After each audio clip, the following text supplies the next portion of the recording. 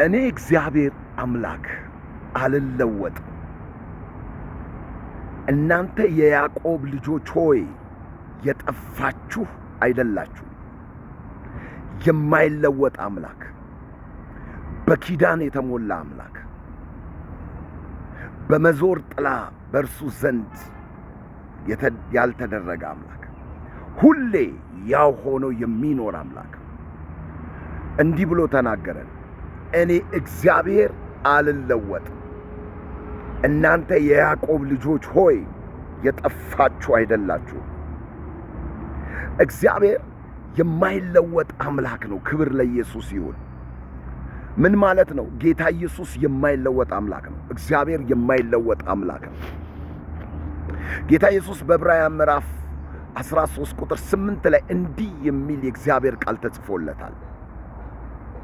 ኢየሱስ ክርስቶስ ትላንትናም ዛሬም እስከ ዘለዓለም ያው ነው፣ አይለወጥም ማለት ነው። ያው ነው።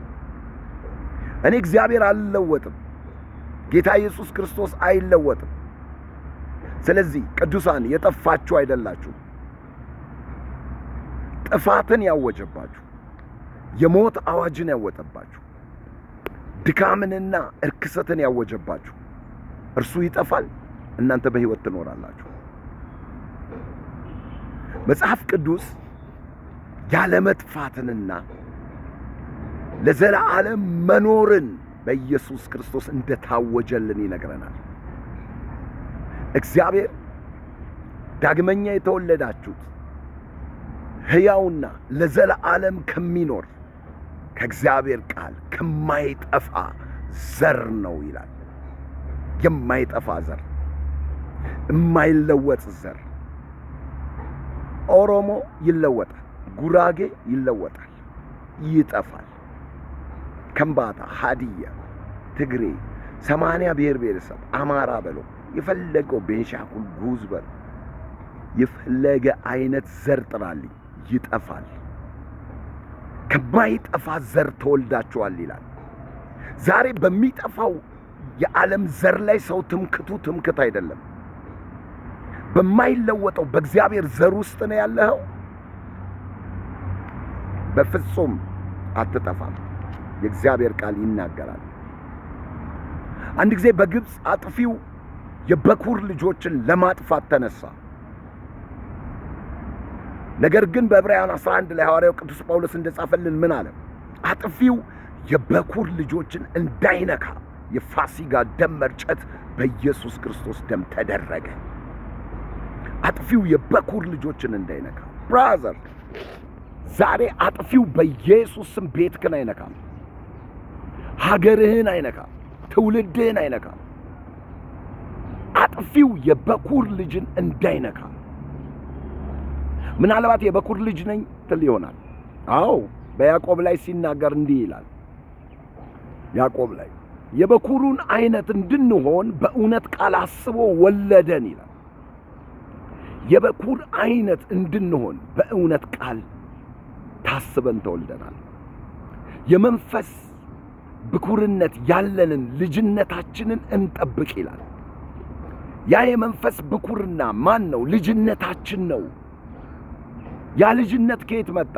ዮሐንስ ወንጌል ምዕራፍ 1 ቁጥር 12 ላይ ሄዳችሁ ስትመለከቱ ለተቀበሉት ሁሉ በስሙ ለሚያምኑ ለነርሱ የእግዚአብሔር ልጆች የሆኑ ዘንድ ስልጣንን ሰጣቸው ይላል።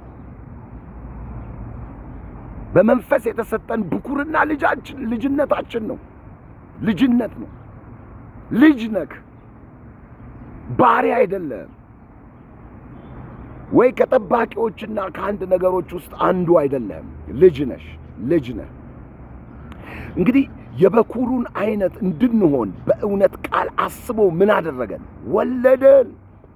ዳግመኛ የተወለድነው ከሚጠፋ ዘር አይደለንም፣ ለዘላለም ከሚኖር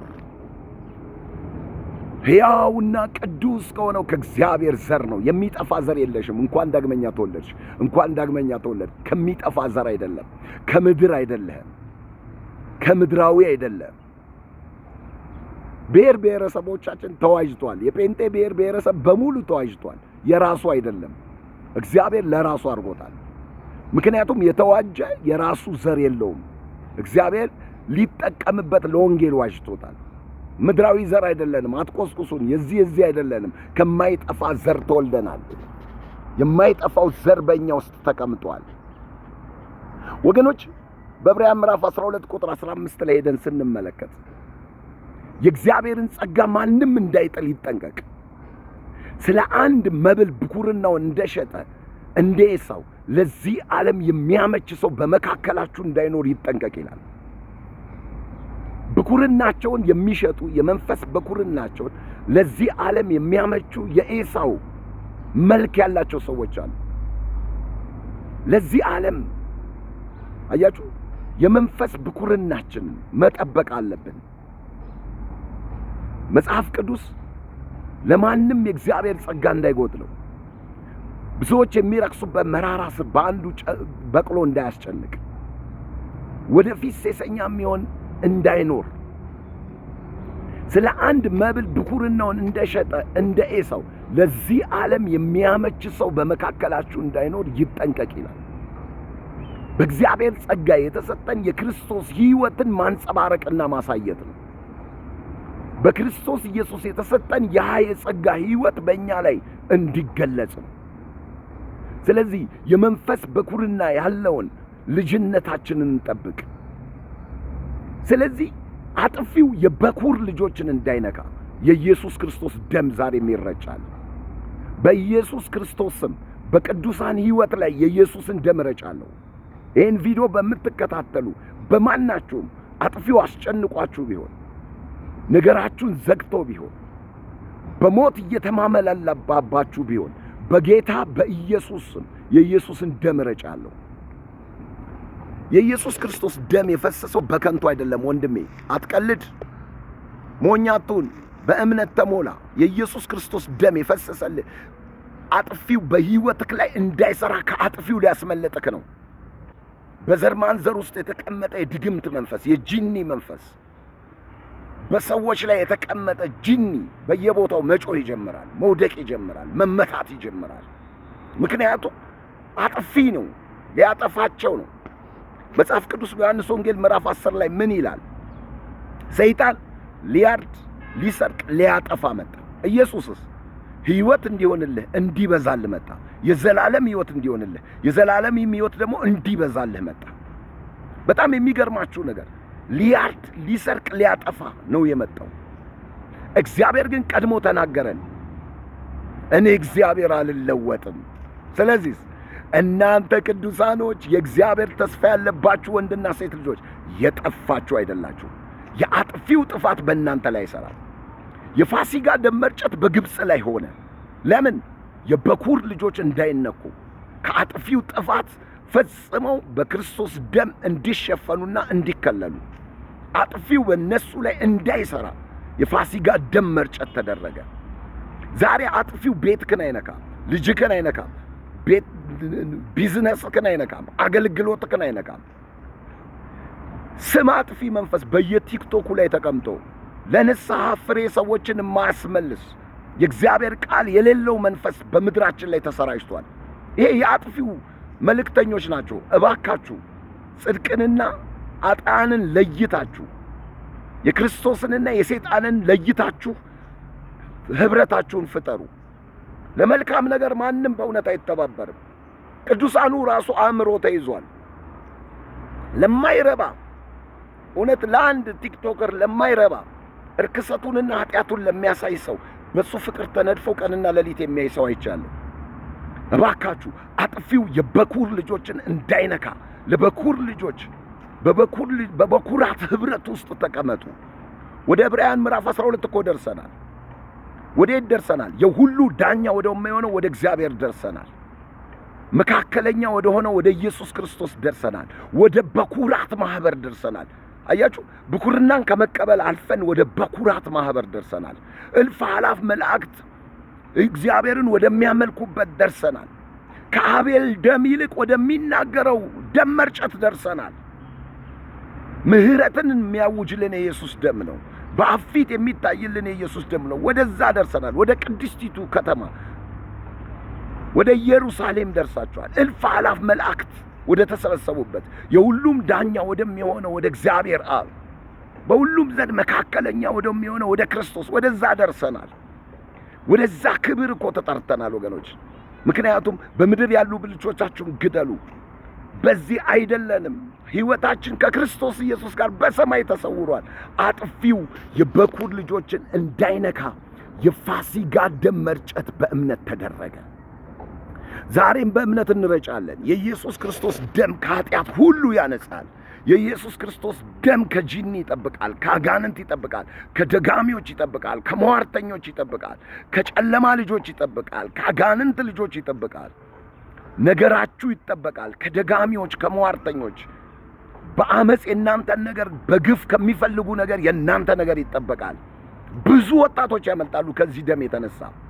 ያለዛ አጥፊው ሊያጠፋቸው ቀጠሮ ይዞላቸዋል። ከዛ ቀንደ መለከት ተነፍቶ የሚያመልጡት በኢየሱስ ክርስቶስ ብቻ ነው። በየትኛው ውስጥም ሃይማኖት ኑሩ፣ ከጂኒ የሚያስመልጣችሁ የለም። ከጂኒ ጋር ግን ሊያስተባብራችሁና ሊያስተሳስራችሁ የሚችል ሰው ሊኖር ይችላል። ጂኒ አንተ ውስጥ አለ ካለክ በቃ አለቀ። ከጂኒ ጋር ህብረት አስፈጥሮሃል ማለት ነው። ድግምት በአንተ ላይ ይሰራል ካለ፣ ሟርት ሰርተክ ነው የምትባረከው ካለ ከአጋንንት ጋር አስተሳስሮሃል ማለት ነው። ጥንቆላ ቤት የወሰደክ ቤተሰብ ይሁን የሃይማኖት መሪ ይሁን ካለ በጥንቆላ አስተሳሰረክ ማለት ነው እንዳትወጣ። ነገር ግን ዛሬ ተስፋ እነግርሃለሁ፣ የኢየሱስ ክርስቶስ ደም ቀንበርን ይሰብራል። የኢየሱስ ክርስቶስ ደም የሞትን ጣር ያጠፋል። ከዘፋኙ ዓለም ከባፎሚት ስፕሪት ያስመልጣቸዋል። ለሞት ከተፈራረሙበት ያስመልጣቸዋል። አንዳንዶቻችሁ እኔ አመልጥ ይሆን ግራ ገብቶኛል አመልጥ ይሆንን ብላችሁ ግራ የተጋባችሁ ሰዎች በጌታ በኢየሱስ ስም ታመልጣላችሁ። የምስራች ነግራችኋለሁ። የኢየሱስን ስም የሚቃወም ጂኒ የለም። የኢየሱስን ስም የሚገዳደር ጂኒ የለም። የኢየሱስን ስም የሚገዳደር የክፉ ኃይል የለም። የኢየሱስን ስም የሚገዳደር የጨለማ ሥራ የለም። የትኛውም ኃይል ከኢየሱስ ክርስቶስ ስልጣን በታች ነው። የዓለም መድኃኒት ወደ ሆነው ወደ ኢየሱስ ተመለሱ፣ ስሙን ጥሩ፣ አምልጡ። እግዚአብሔር ያስመልጣችኋል። የምህረቱን ደጆች ይከፍትላችኋል። ይቅርታ ያደርግላችኋል። በምህረቱ እንደገና ይጎበኛችኋል። ወገኖች አጥፊው የበኩር ልጆችን እንዳይነካ። በኩርናው ካለክ እግዚአብሔር በደሙ ይጠብቅሃል። ምክንያቱም እኔ እግዚአብሔር አልለወጥም። ስለዚህ እናንተ የያዕቆብ ልጆች የጠፋችሁ አይደላችሁም ይላል። የእግዚአብሔር ስም ለዘላለም ይባረክ። ስለዚህ ዛሬ ኢየሱስ ክርስቶስ ሕይወት እንዲሆንልህ መጣ። ሰይጣን ግን ሊያርድ ሊያጠፋ መጣ፣ ሊሰርቅ መጣ። የትኛውን ትመርጣለህ? በጌታ በኢየሱስ ስም ክርስቶስን በማመን አምልጥ። ኢየሱስን በማመን አምልጡ። ኢየሱስን በማመን አምልጡ።